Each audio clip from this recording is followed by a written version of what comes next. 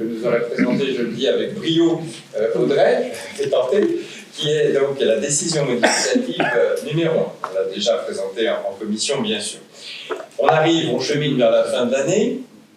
On s'est dit que ce n'était pas la peine d'attendre le mois de décembre, le dernier conseil, pour corriger notre budget, puisqu'il y a déjà eu des mesures qui ont entraîné des dépenses dites imprévues. En particulier, c'était une bonne chose pour nos agents, même si c'est toujours insuffisant, c'est l'augmentation du point d'indice, vous le savez, au 1er juillet dernier, qui se traduit quand même pour 6 mois. Je crois que c'est une augmentation de 75 000 €.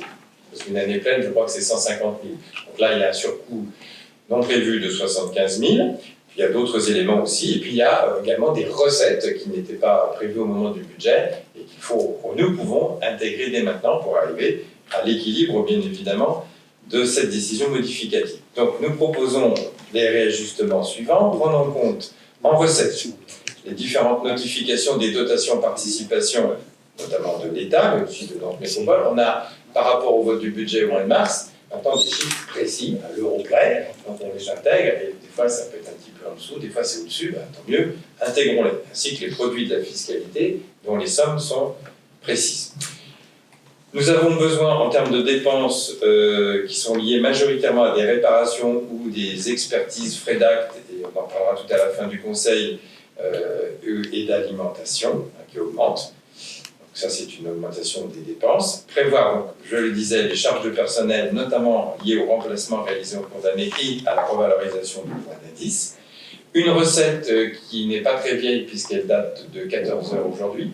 Je suis allé chez le notaire pour signer, ce qui avait été autorisé au conseil, je crois, du mois de mai, je crois, qui était la vente du terrain où se trouve l'antenne qui est à côté de la halle de tennis.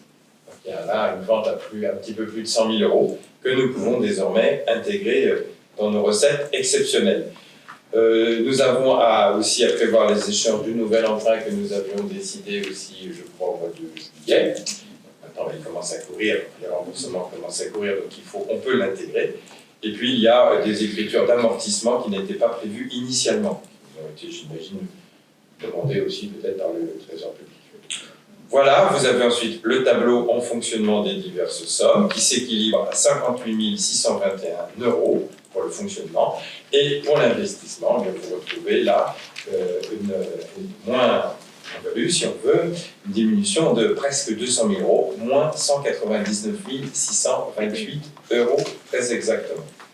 En particulier, c'est sur les constructions que nous aurons moins à faire puisque nous ne lançons pas cette année de coût de construction de la nouvelle école, comme on a pu diminuer ce qui avait été prévu au moment du budget prévisionnel. Des questions particulières, des précisions. J'ai Mme Sylvain tout près, parce que sur les questions budgétaires, besoin de précision. Non, tout va bien. Eh bien, je vous mets cette délibération aux voix. Qui s'abstient? Qui vote contre? Alors, 1, 2, 3, 4, 5, 6. Et qui vote pour? Alors, il y en a qui ont... Non, il y a Bernadette et Marie-Pierre. Vous avez deux... Je crois qu'on est 2 à 3 à avoir des pouvoirs. Oui, c'est ça. C'est ça. 23 et 6. 23 et 6. Le compte est bon. Merci.